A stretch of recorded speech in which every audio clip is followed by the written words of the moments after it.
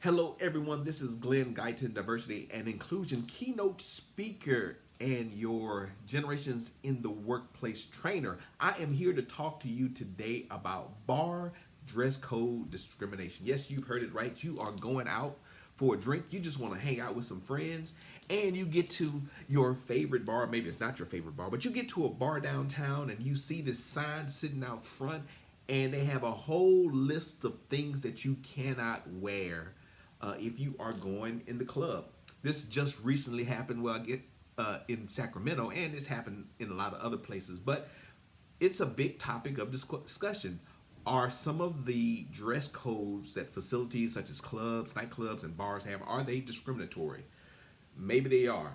So if you look at some of the things that they say, I'm going to read a little bit about this bar in Sacramento, a sports bar. They have a dress code. Hey, like when I go to a sports bar, I like to relax. I want to kick back. But this one is, I guess, a very maybe fancy bar. I guess a fancy sports bar. But this is what you can't wear.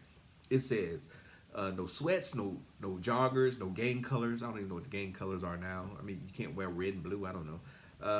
No chains out. You can't. I don't have a chain on right now, but you can't. No chains out. No grills. Who's still wearing grills? I don't know. No baggy clothes, no sportswear. What's sportswear? I mean, can I wear a Yankees hat? Can I wear a Cleveland Indians shirt?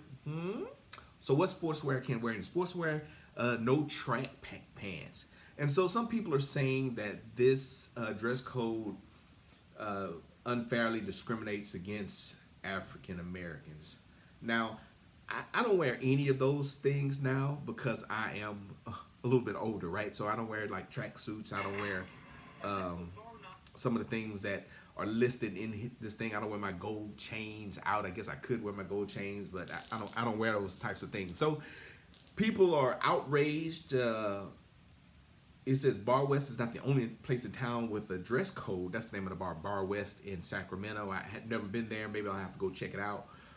But people are saying that this dress code is really limited, and it limits who the clientele is. Is that okay? I think it's okay for places to have dress codes if they want to have a certain level of clientele. Normally, it's a suit, tie, black suit, tie, maybe no jeans. I wonder why you can wear jeans at the establishment, but you can't wear athletic gear. Are those things that are stereotypically worn by African American people? Maybe young men. So maybe it unfairly targets young men. I think that's a valid case for discrimination. In this case, it's trying to keep out probably traditionally young men who would wear some of those things. Young athletic men, would they have a tendency to be African American? I don't know. I'm thinking it's 2019. I'm saying, like, who's still wearing like baggy pants and track suits? I thought everything was kind of more tight and hipster. The skinny jeans. At least that's what my son wears. He's 18 years old. He wears the skinny jeans. Clean cut guy. Does he wear a chain? Yes, he has a chain. He has my chain, as a matter of fact. That's why I don't have a chain on me. But he's a clean cut guy, college student. Would he be discriminated against if he tried to come in here? Maybe so. I think that's why it's difficult when you make these dress codes, these blanket dress codes for places like this bar here. It could be problematic, and it can be unfairly seen to target a certain demographic. Maybe it would be better just say, hey, we don't want any young men to come into this society, this establishment, or maybe these are the things that we expect you to wear. So frame it more of, these are the things that you can wear in here versus some of the negative things. I don't know anything about this bar. I don't know a whole lot about Sacramento or what's going on here. On the surface, it does appear to be unfairly targeting African American men or youth of color who would be maybe more inclined to wear some of these things. I hate to stereotypically say that's who wear these things, but I think young people that are engaged in the hip hop culture, so they could be white, black, Hispanic, would be more inclined to wear some of these things. I remember when the white T-shirt was the thing, right? Nobody would allow you into a club if you had the white T-shirt, And again, that target a certain culture, a certain demographic. So if you're a business owner, I think you need to pay attention to that. I mean, these signs can be perceived, rightfully or wrongfully, as discriminatory, as racism, a systematic way of keeping a certain group of people out. Is that the message that you want your uh, establishment to have? I think there are some better ways to have a nice, clean cut environment in your sports bar, if that's what you want. I mean, you have people drinking. It's a sports bar. I mean, it's not like, come on, it's not like you're going out for foie gras or drinking fine champagne in a sports bar. It's a sports bar. It's supposed to be rowdy. And okay, this is the crazy thing, right? Okay, this is the thing that really makes me maybe think like, all right, maybe it is racist because this sports bar says no sports apparel. Why can't you wear sports apparel in a sports bar? Makes you think, doesn't it now, right? You hadn't thought about that.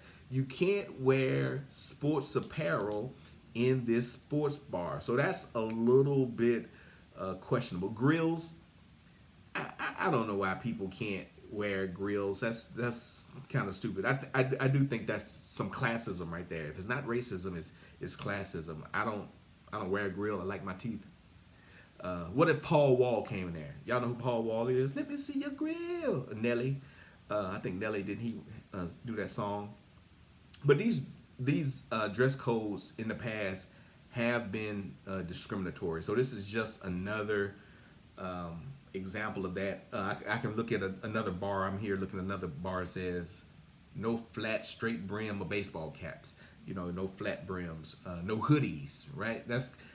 Those things are saying, hey, we don't want a certain type of people. No ripped jeans. Now this one says no jeans, no bandanas or do-rags of any kind. Now those things I think are getting very specific. Do-rags are a thing that African American men wear on their hair and some African American females. So I think those things do get really specific and start really getting into discrimination. No white tees. This must be an old one. It says no white tees. No Timberland work boots of any kind. This is a different one. This is not the Sacramento, but I'm just reading some of these past descriptions to show how some of these bars and these nightclubs are being discriminatory, and I think it's objectionable. It's okay to have a dress code, but is that dress code keep it out a certain segment of the population, not based on the level, I guess I would say the socioeconomic status of your clientele, but based on some racial stereotypes. And how, like, if you are a sports bar, why in the world, if you are a sports bar, would you be saying that people can't wear sportswear? Does that make any sense? Right then and there, I think this business needs to evaluate some of their practices. So you're a sports bar, but you can't wear sportswear in the sports bar. So what do you wear?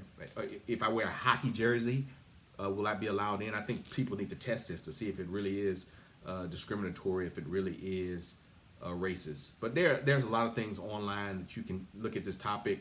One of the things I found that was interesting, it says from Jim Crow to dress code, how bars and clubs use dress codes to keep out young black men. And I think that's the target, that people are really looking at young black men. That's who they don't want in their club. And I think the history of racism, as you think about profiling young black men, is problematic. Even as you think about some of the incidences of police violence, it's young black men have a certain reputation in the community. There's a certain fear of young black men, and much of it is unwarranted. I will say that much of it is unwarranted. I was a young black man once upon a time. My son is a young black man, and it's problematic to think that some establishments wouldn't allow him to come and be a patron. He's a nice guy. He's a nice, clean-cut young man, and you can't always judge a book by its cover. But that's exactly what some of these clubs are doing by excluding people. So I would say if you see an establishment that has one of these signs that borders on racism, I would tell you to do the following things. Ask them about it and say, hey, what's the purpose of this? Who are you trying to keep out? Ask some tough questions. So you say no sportswear. Does that mean I can't wear a hockey jersey? I can't wear a baseball jersey? Or is it limited to certain types of sportswear like a Nike tracksuit or an Adidas tracksuit or something like that. And you know, is there any leeway with your policies? And if they are racist or discriminatory, hey, go somewhere else. People will learn. Money speaks a whole lot in some of these things. Go to a place that accepts your money. And I will say this to my young black men: you have purchasing power. You have money. You have parents such as me that have some financial stability. Go find somewhere that appreciates your business. And if they don't appreciate your business, go somewhere and create your own business. We don't have to depend on places that don't want us, people that are there to serve us, that want our money, that want our support, that want the support of the community. I would say the best thing you can do is vote with your feet, take your dollars elsewhere, show them that there is power, that you have power, that you have financial power, that you have a voice within the community, and you don't have to be treated this way. Wear what you want to wear. You know, now wear things that are age appropriate, wear things that are clean and that convey the message of who you are and what you want to be. But just to have these random items that are restricted and that are really border on just looking at one slice of the population, I think that we need to be careful about that. Businesses, you need to be careful of it. And I hope businesses that are practice discrimination like this, I hope they don't survive. I hope they are shut down. And I think that the community as a whole has to, you know, I don't want to use the word boycott, but just don't go. Go take your money somewhere else. Go take your money to a club that appreciates diversity. I want to hang out with different people.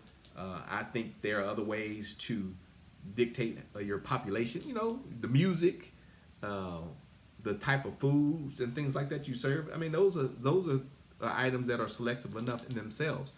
If you want a certain crowd, well, play a certain type of music. I mean, that's easy as that. If I want to attract country western people, play country and western music. If I want to attract grunge people, play grunge music. Or if I want the independent music crowd, you know, the artsy crowd, play that type of music. There are a number of ways in which you can reach your desired target or your customer without some of these overt displays of discrimination. So that's all I have. I hope you've enjoyed this. Hey, make sure you if you watch this video, make sure you subscribe to this video, and I will check you out later. This is Glen Guyton. Thank you. Have a great day.